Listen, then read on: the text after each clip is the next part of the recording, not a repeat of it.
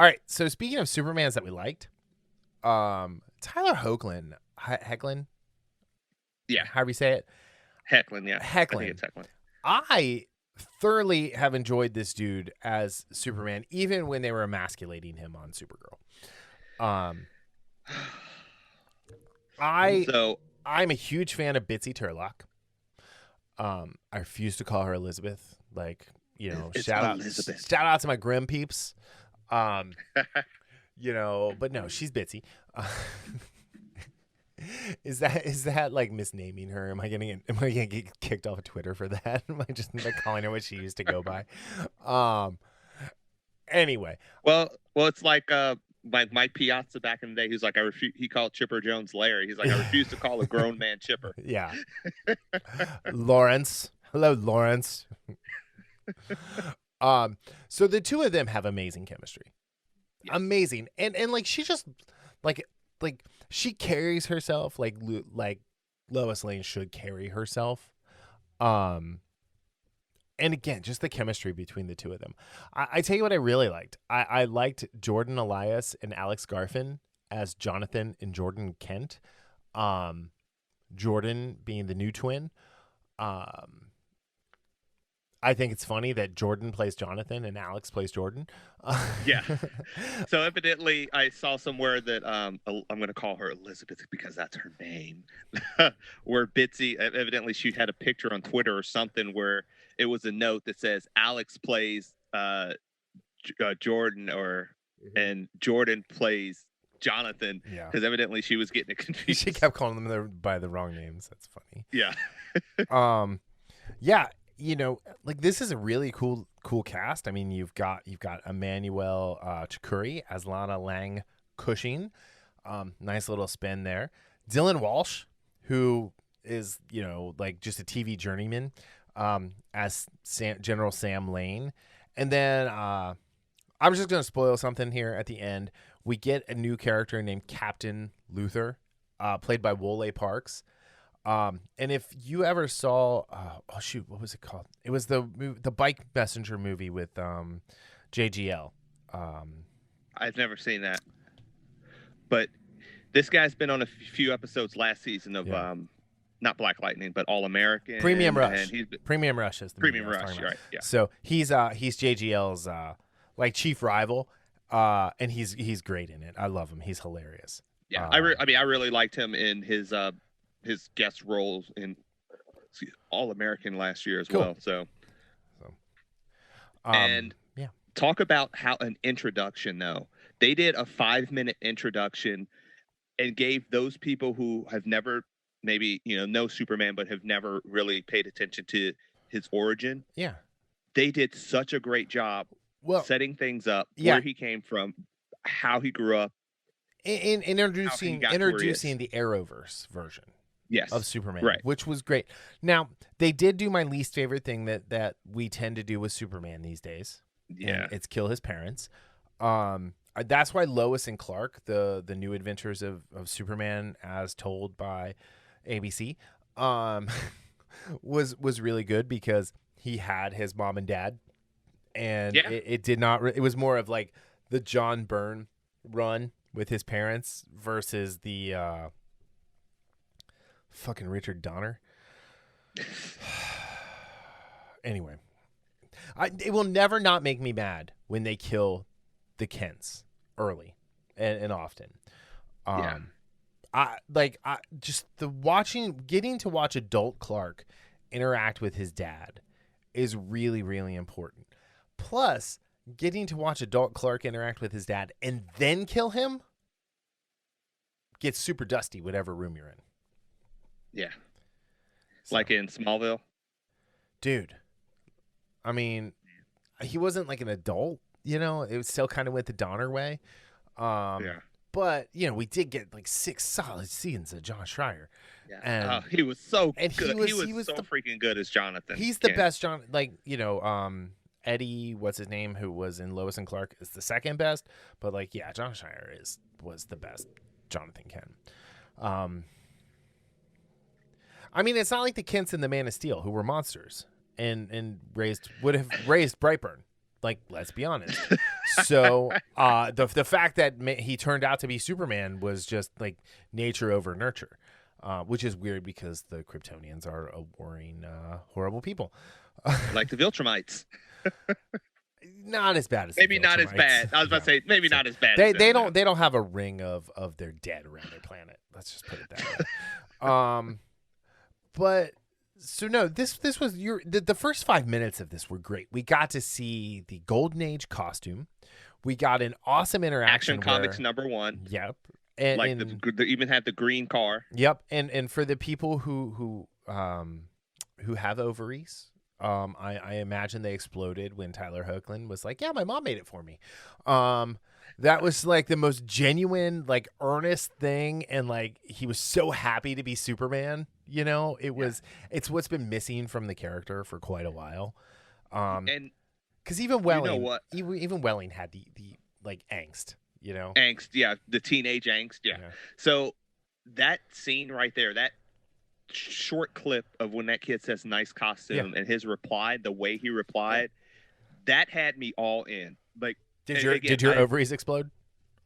No, but I got chills all over my body. I was just like, oh my goodness. Like, there was just something, like you said, so earnest, because when we were talking about it, you also said that could have been such a cheesy throwaway line. There was more downside than upside to doing that. Yes. And he made it. And again, even though they made him a jobber on Supergirl to the point where I stopped watching Supergirl, I would always tune in when he was on the show because I like him from the teenage. He used to be on Teen Wolf, and I think he was in. I saw him in this other movie. I can't remember the name of it. Where it was on Amazon Prime, where he was a older brother of, and it was really good. I think Miles Teller was in it too. Oh, but I really like him, and I like him as Superman, and this Superman is better than anything that we've seen of him as Superman in the previous Arrowverse. Yeah. Because again, this is a little different because with the Infinite Crisis and on Infinite Earths and stuff like that, things got changed around. Yeah. And I think this is kind of like a reboot for what we have of the Arrowverse, and I like it. I like that because it's not throwing away what we've learned about him, but at the same time, it's kind of polishing it off, and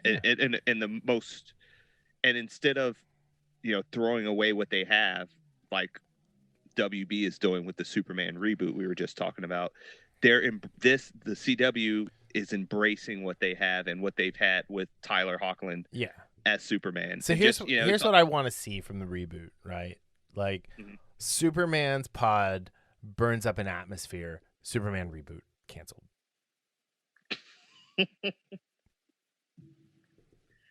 Oh man, I know it's talking about killing a baby Kryptonian, but still, like, just, No, probably Superman's pod will crash land in Africa, and he'll be raised there. Will he be raised by a group of people who don't want to help anyone else around them, and then are completely isolationist, and then his best friend will show up, and everybody will turn on him just at the drop of a hat? That sounds about right. That sounds familiar too. Yeah, it happened in Aquaman. Aquaman on land. Landman. So, all right. So this pilot. So we've talked a lot about this 5 minutes, right? We've got Morgan Edge being carried over from Supergirl, but it's a different character playing, or different actor playing Morgan Edge. So I'm getting the feeling they're on a different Earth. Yes. Absolutely. And we've got Captain Luthor, who is Alex Luthor. So he's probably Lex's son of some kind, not John Cryer's Lex, I hope. By the way, I hated John Cryer as Lex Luthor. I did not like John Cryer's Lex. The only John Cryer Lex Luthor I liked was in Crisis when he had the interaction with Tom Welling, and that's because Tom Welling made that scene. But yeah, so we meet the kids. We're introduced. Martha dies really early on. They go back for her funeral. The boys get into hijinks. Oh, by the way, who puts a router in a barn? A TV producer who wants to create a scenario where giant lead pipes fall on your kids who who the audience thinks may or may not have powers, to see what happens.